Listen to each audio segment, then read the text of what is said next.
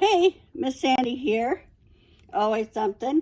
I had someone ask me quite a while, well, several people, if I could do a little video on how I make my little fabric bowls. They're fabric rope bowls. They turn out really cute. All different colors, shapes, sizes. Little ones that I don't know, they're okay. They didn't turn out exactly how I wanted, but I can still use them. And then cute little ones like this one that turned out just the way I envisioned it. And I'm going to put those off to the side here. And get back to business. So, there are so many ways to make these fabric bowls. You can use, when you make your own twine, where you twist your twine with the strips of fabric like this, and, you know, do two together and twist them and make your own rope, so to speak, and just do them that way. Or you can just simply buy rope like I do. I find it often at used shops and things like that, but when I'm desperate and I want to make one, I can go to Walmart and just buy. It's all cotton clothesline. Now, I have used before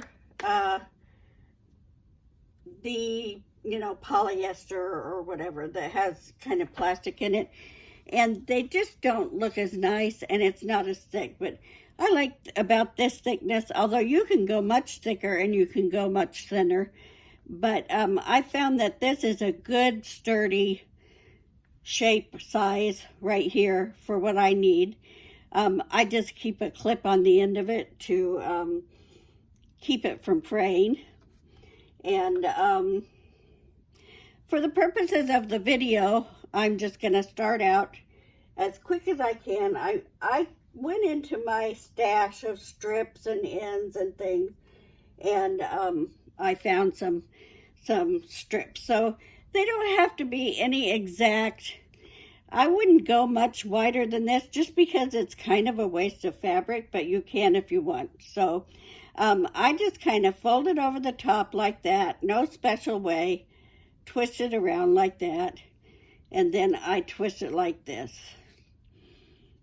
Twist, twist, twist. This is just to get started. You wrap that rope with the fabric. And honestly, if you're pulling it tight enough together, it doesn't matter if there's a few waggly places or bumpy places in your fabric. It just gives it a little more charm. But if that is an issue for you, please go right ahead and make sure that it's perfect. As you can see there, even I couldn't stand that little bit. But this is just the beginning. Honestly, the beginning is about the hardest part, just getting it started. So some people will take, see, I have this ready now. I just wrapped it around the end and wrapped it all the way down. But for the purposes of letting you see a little easier, I'm going to start with just the rope. And when you do the rope like this, oh, I had a piece of thread on there. When you do the rope just plain simple plain, it's a very pretty bowl that way. Or you can do stripes where you do some of the cotton rope without any wrapping on it, and then a stripe of rope with the fabric on it. But basically, it's just as the thought process is easy peasy, okay? You just kind of turn it, turn it, turn it. I like to get myself a piece that's about the size coming up on a 50-cent piece. Just like that, turn together real tight.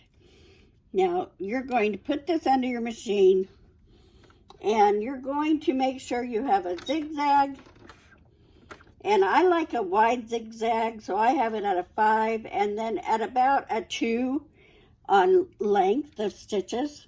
And you're just going to put it right under there. Now, it is a bit tricky if your machine, you might have to use something in the beginning to push it through, and you'll have to bear with me. I've got another project halfway done on my regular machine, and I don't want to use it, so I'm using my good old Singer from the other side, and I'm just going to push it through and just go straight across. And then I'm going to put my needle down, and I'm going to turn. And you see, you don't have it all yet. You're just trying to get it all, so pull it tight and kind of go across this way now.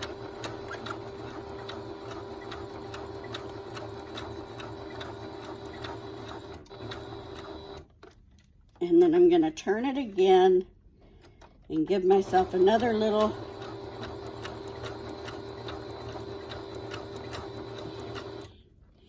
an optional way of doing it, which, oh, my little hook it's not hooked right there. There we go. Okay, is to just basically do a straight stitch across. So I'm going to show you that next. If you want to do it that way, just put it on straight and do an X across there. Oh, that little piece of fabric's going to drive me. Let me turn it back around this way. Okay, so I did zigzag this way, but you can also do a straight stitch, as I said before. Just go straight across in the form of an X, getting all the layers, turn around, go back to the middle, stop,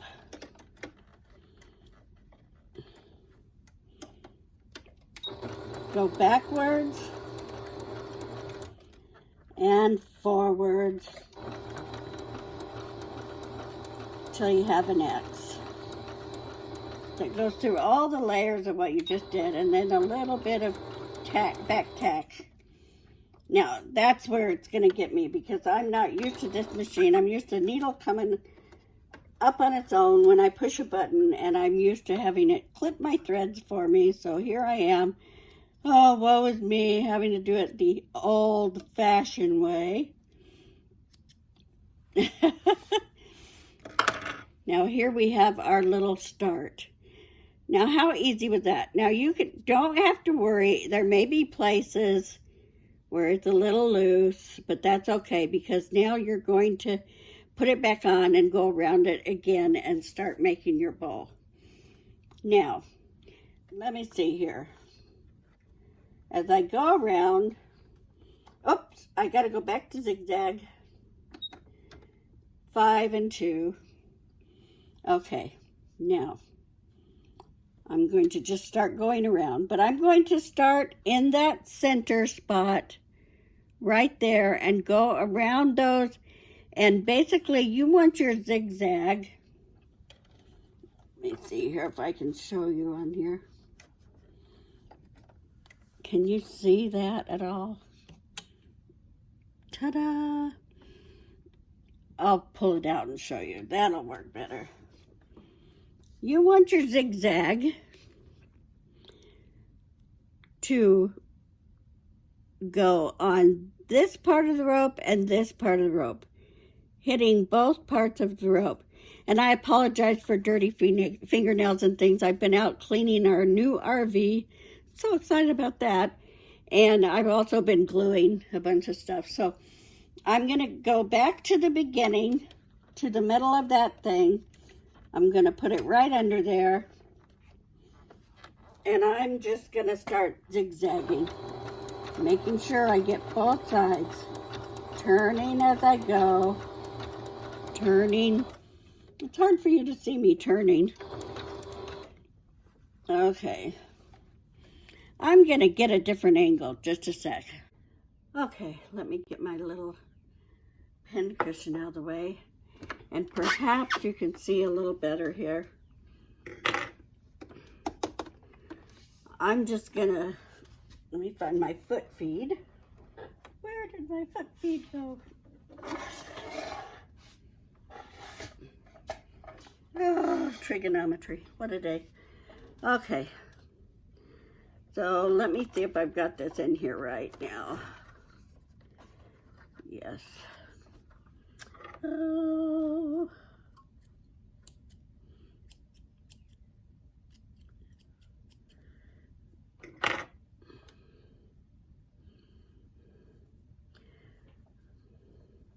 Okay, I'm going to start right here where it's a little loose, where I showed you it was a little loose.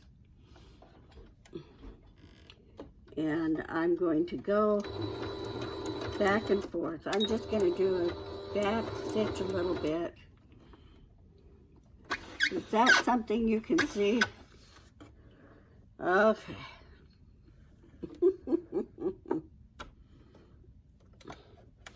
Now I'm just going to start going around that, making sure I capture both sides of that rope.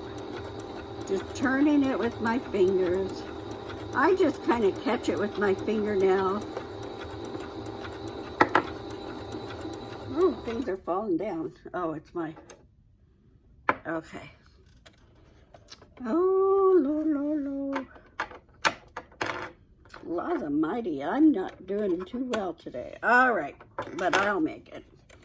And just keeping that tight and snug right up against the one next to it as you just go around. And then when you get used to the flow of it, I always throw my rope on the floor beside me. Oh, I've got it on slow speed. Oh, there we go. Now you can get going. Now I'm going to continue to do this till I have a base that is the width that I want the bottom of my bowl. So as you can see in this bowl here, I wanted the base to be a little smaller. A little smaller, but I wanted it to come up a little more on the edges. So I made a smaller base, okay? On some of these that I wanted a little wider, I made a wider base. All right. So you can do these with contrasting threads. I've even used metal thread before, which makes it look really awesome. You can use the same color as thread.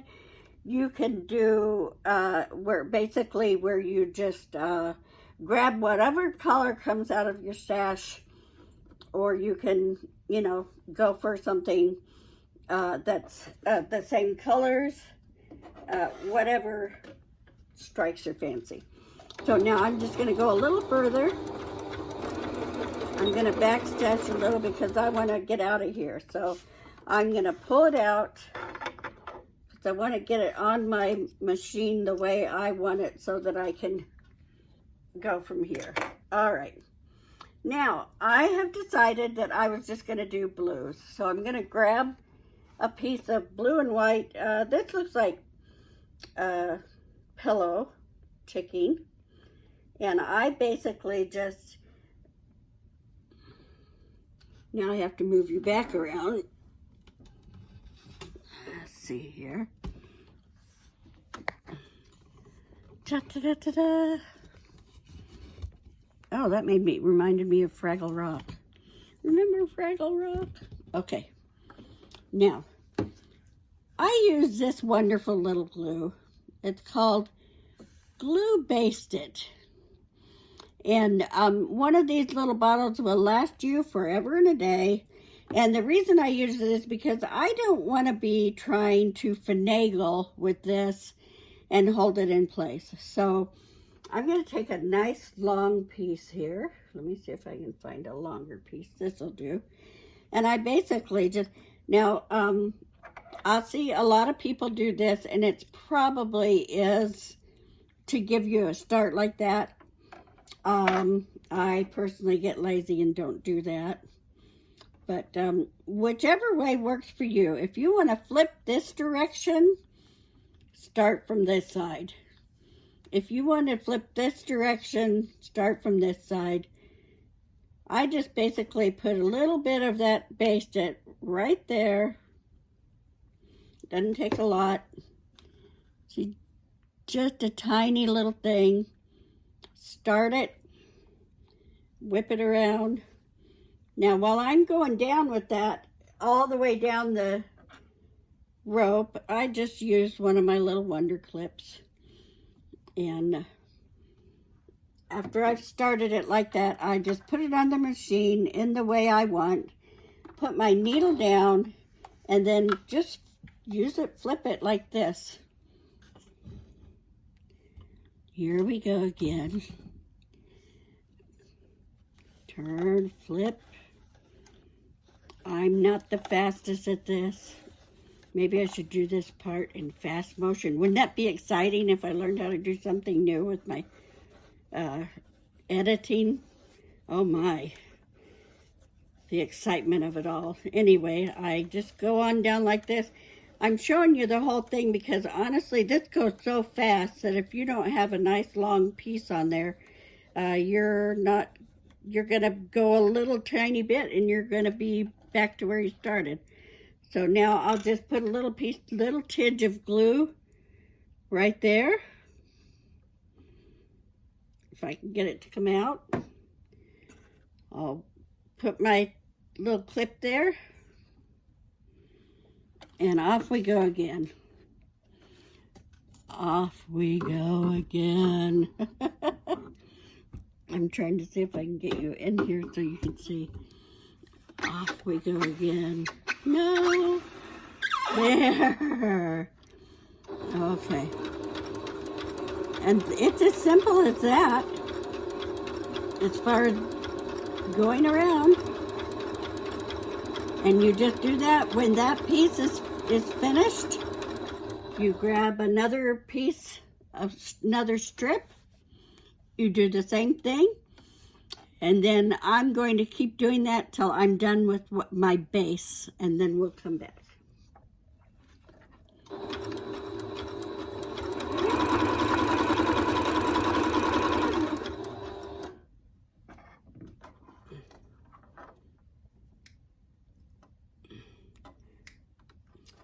Well, I kind of didn't tell the truth because I'm going to show you here. Here I am at the end. I just took the clip off where the glue was holding.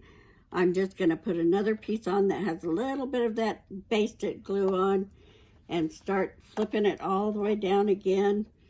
I'll put my little clip on there to hold it in place to give that glue just a minute to take hold.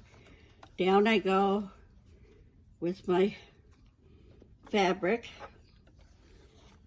Just keep going like that. And then when I have my base to the size I want this time, I will come back and show you what you do. Okay, now I want to start making the bowl because my base is the size that I want. I don't want to make a really big bowl today. And that is just as simple can be.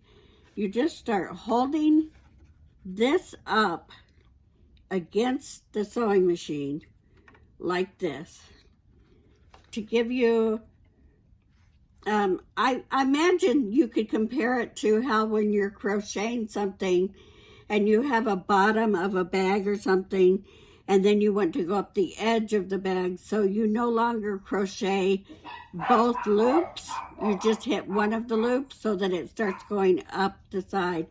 Basically you just hold it and keep going like that. Keep holding it up just like that. You see how I have it held up here? And I'm just going to go around.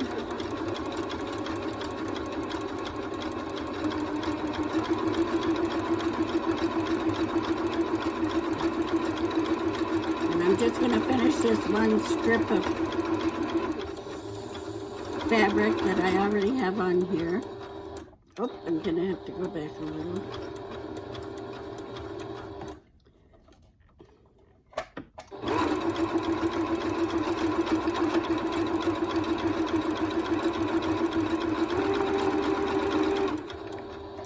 Okay, now, what I'm going to do now is I'm going to take this off the machine, so I'm going to go a little bit And the reason being is to show you something that happens a lot when you're doing this, especially if you're like me and you're not a perfectionist of sorts.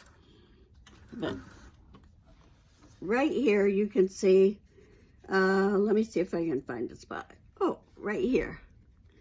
Do you see how I missed? I didn't catch it all.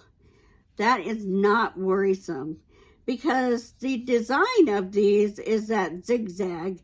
And so anytime you find a place, let me clip these threads, that's not, you can even just keep going on with your bowl. As you can see, because I put it on this side like this, it's starting to get the little lip that makes it a bowl.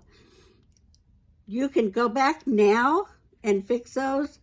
I often just wait until it's all over and go back. But basically, you just go back to the spot. Here's my little spot. I'm just going to slide it under my machine right where the, let me find the place. I'm going to put it right under there. I'm going to do forward, back, and then I'm just going to go right over that spot and make sure I catch all the both edges where I missed and a little back stitch, and I am finished, and I can pull that out and clip it. Like I say, it is a little easier to go back and do that as you go, just simply because it's easier to fit the bowl under the machine. As you can see, this is coming out kind of pretty with the natural rope here, and then the blue and white different strips that I found in my stash. And now I have this little gingham. Another thing that you can see is there will be, especially if you're like me and you end up having to go back and fix your little faux pas, a lot of clipping. You can also use, like I've talked about before in my rag rugs, I have one of those little lint shavers that I will use to get a lot of these frays off. Sometimes I leave them because those little frays and things just, I guess, shabby chic. I don't know. I think they're very cute. Some people don't like that. So the alternative to doing that would be to get yourself a piece of fabric that is wider. So that would be when you'd want to use your strips of fabric that are wider. And basically you could just fold them over like this, fold, fold, double fold, till you have no edges sticking out as you wrap it around. You see now how I have no edges, and I can wrap that all around my rope, and there basically won't be a lot of fraying. But I kind of like the fraying. I think it's a cute look. So you can do it either way. So that strip really wasn't even wide enough. You might need one that was even a little wider than that to do a nice crisp fold as you put it over. So now I'm going to get this bowl to the point where I feel that I'm done, and then I'll show you how I finish them off.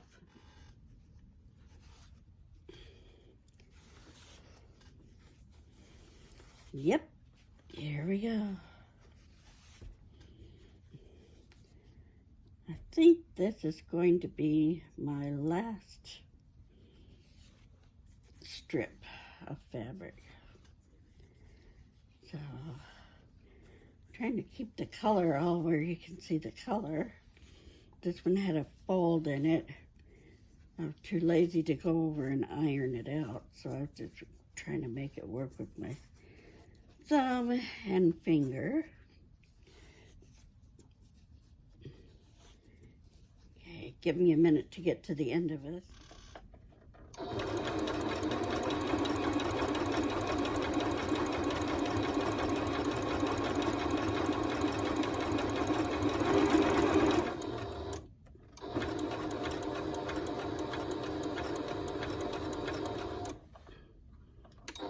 Do a little back stitch here. I'm gonna put my needle up, pull this out of the machine, clip, clip. Okay, now I am basically, let me move this guy out of the way. I am at the end of what I want to do with this ball. It's a cute little ball. I'm just going to do it like this. Now, I'm going to cut, let me get some scissors here. Oh, there they are. Just going to cut my rope right there. I'm going to take my little clip and put it on the end of my rope so it doesn't unravel and it's ready for the next time. And I'll put that away in the drawer. Now you see where we're at. I have a little bit of fabric left and I have the end of my thing. I'm basically just going to wrap it around one more time, fold it over, and fold it under. See, just however you can fold it over to cover that end. So again, here's my fabric. Here's my rope. Wrap around and then bring it up and over and fold it over. Then I'm going to hold that down and I'm going to take and just zigzag it as close as I can. And if you see here, there's a little bit of fabric on the end that has not got any rope in it. I'm going to pull that taut and I'm going to try to maneuver it so that as I sew it down, that little spot kind of ends in there. You're always going to have a little bump on these. I've seen some people that when they make the big baskets, they do beautiful designs where they go down the outside with this part. I've also seen other people, and this is something, you ladies are so crafty, you can start figuring it out for yourself, but they take and they fold it back like this.